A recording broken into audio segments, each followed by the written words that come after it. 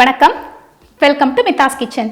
இன்னைக்கு நம்ம மித்தாஸ் கிச்சன்ல கார்த்திகை தீபத்துக்கு ஸ்பெஷலா பண்ணக்கூடிய பிரசாதம் பொரி உருண்டை எப்படி பண்றதுன்னு பார்க்க போறோம். பொரியை நல்ல சூடு பறக்க வறுத்து அதை வெள்ளை பாகோட கலந்து உருண்டை பண்ணி அதை கார்த்திகை தீபத்துக்கு ஒரு மெயின் பிரசாதமா யூஸ் பண்ணுவாங்க. நான் லாஸ்ட் வீடியோல கார்த்திகை தீபத்துக்கு அப்பம் எப்படி பண்றது அப்படின்னு நான் சொல்லி கொடுத்துருக்கேன். இன்னைக்கு பொரி உருண்டை எப்படி பண்றதுன்னு பார்ப்போம். வாங்க ரெசிபிக்குள்ள போலாம். இப்போ செய்யறதுக்கு தேவையான பொருட்கள் என்னென்னு பார்த்தலாம்.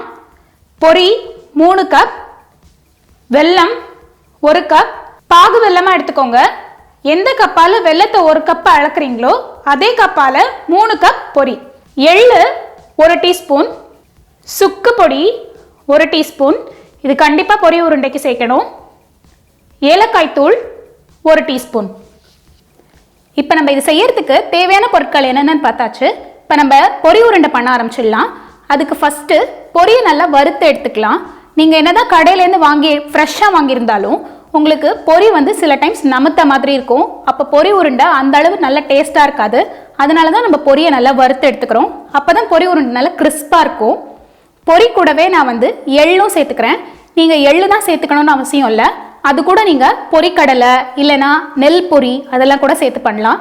ஜென்ரலாக பொரி உருண்டையை வெறும் பொரி மட்டும் சேர்த்து பண்ண மாட்டாங்க. அதனால தான் நான் எள்ளு சேர்த்து பண்ணுறேன். வாங்க இப்போ நம்ம பொரியை நல்லா வறுத்து எடுத்துடலாம். அதுக்கு இந்த மாதிரி ஒரு பேனில் இந்த பொரியை சேர்த்துக்கோங்க. அது கூடவே இந்த 1 டீஸ்பூன் எள்ளு ரெண்டுத்தையும் சேர்த்துட்டு லைட்டாக வறுத்துக்கலாம். கொஞ்சம் மொறுமொறுப்பாக இருக்க வரைக்கும் வறுத்துக்கலாம். லைட்டாக வறுப்பட்டதும் இதை எடுத்து தனியாக வச்சிடலாம்.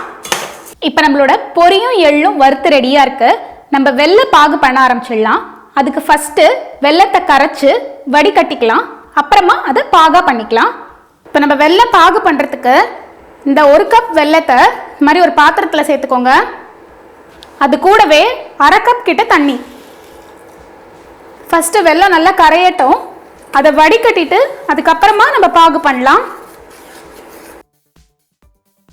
பாருங்க, இப்போ நல்லா வெல்லம் கரைஞ்சாச்சு. இதை நம்ம வடிகட்டிடலாம். இந்த மாதிரி ஒரு பாத்திரத்தில் இதை நம்ம வடிகட்டிடலாம். இப்போ நம்ம வடிகட்டினதை திரும்ப இதிலேயே விட்டுடலாம். இதிலேயே விட்டுட்டு இது நல்லா பாகு வரட்டும். அது வரைக்கும் இது நல்லா கொதிக்கட்டும். இப்போ நம்மளோட வெள்ளை பாகு எந்த பதத்தில் வரணும்னு கேட்டிங்கன்னா, நம்ம பாகை தண்ணியில் விட்டிங்கன்னா அதை எடுத்தா உருட்ட வரும். அந்த உருட்டினதை நீங்கள் ஒரு தட்டில் டங்குன்னு அடிச்சிங்கன்னா டங்குன்னு சத்தம் கேட்கும். அந்த சத்தம் வர அளவுக்கு நம்ம பாகு பண்ணிக்கணும்.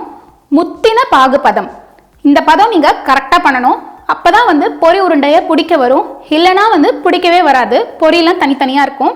அதனால பாகு பதம் மட்டும் நல்லா கேர்ஃபுல்லாக பார்த்து பண்ணுங்க.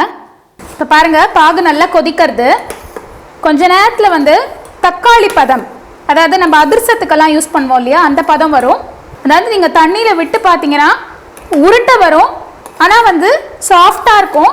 ஆனால் பொரி உருண்டை மனோகரத்துக்கெலாம் அந்த உருண்டையை எடுத்து நீங்கள் ஒரு தட்டில் அடித்து பார்த்தீங்கன்னா டங்குன்னு சத்தம் வரும். அந்த பதம் வரைக்கும் நம்ம இதை நல்லா கொதிக்க விடணும்.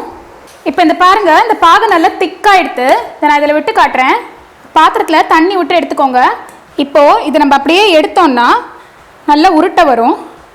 இந்த பாருங்கள், நல்லா உருட்டை வந்துட்டா. இப்போ இதை இந்த மாதிரி ஒரு தட்டில் அடிக்கணும். டங்கன் சத்தம் கேட்கறது பார்த்தீங்களா, இந்த பதம் கரெக்டான பதம். இப்போ இதில் நம்ம ஏலக்காய் தூள் அப்புறம் இந்த சுக்கு பொடி இந்த ரெண்டுத்தையும் சேர்த்துடலாம். சேர்த்துட்டு நல்லா கலந்து விட்டுக்கோங்க.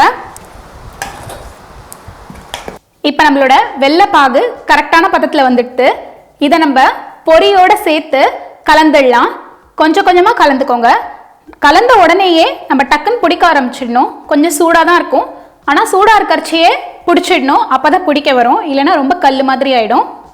இப்போது இந்த பாகை நம்ம இந்த பொரியில் சேர்த்து கொஞ்சம் கொஞ்சமாக கலக்க வேண்டியதான்.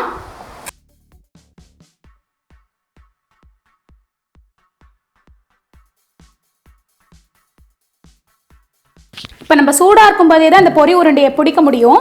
இல்லைன்னா அப்புறம் கெட்டி ஆகிடுதுன்னா பிடிக்கவே வராது. இப்போ நம்ம இதுலேருந்து ஒரு உருண்டை எடுத்து இது மாதிரி நல்லா பிடிச்சி உருட்டிக்கோங்க. கையில் கொஞ்சம் நெய் தடவிக்கோங்க. அப்போ தான் உருட்டை வரும். மாதிரி நல்லா அழுத்தி பிடிச்சி உருட்டுங்க. அப்போ தான் ஷேப் வரும். பாகு பதம் ரொம்ப முக்கியம். பாகு கரெக்டான பதத்தில் நீங்கள் எடுக்கலைன்னா இந்த பொரி உருண்டையை உருட்டவே வராது. இங்கே பாருங்கள், இப்போ நம்ம எல்லா உருண்டையுமே உருட்டியாச்சு. அவ்வளோதான், நம்மளோட கார்த்திகை பொரி உருண்டை சூப்பராக ரெடி ஆயிடுச்சு. இது கூடவே அப்பமும் சேர்த்து நெய்வேத்தியம் பண்ணுவாங்க. நான் லாஸ்ட் வீடியோவில் அப்பம் எப்படி பண்ணணும் அப்படின்னு சொல்லியிருக்கேன். இந்த கார்த்திகை தீபத்துக்கு அப்பம் பொரி உருண்டை ரெண்டுமே ட்ரை பண்ணி பாருங்கள். எப்படி வந்ததுன்னு சொல்லி உங்களோட ஃபீட்பேக்கை கமெண்ட்ஸில் ஷேர் பண்ணுங்கள். மறக்காமல் மித்தாஸ் கிச்சனுக்கு சப்ஸ்கிரைப் பண்ணுங்கள். தேங்க்யூ.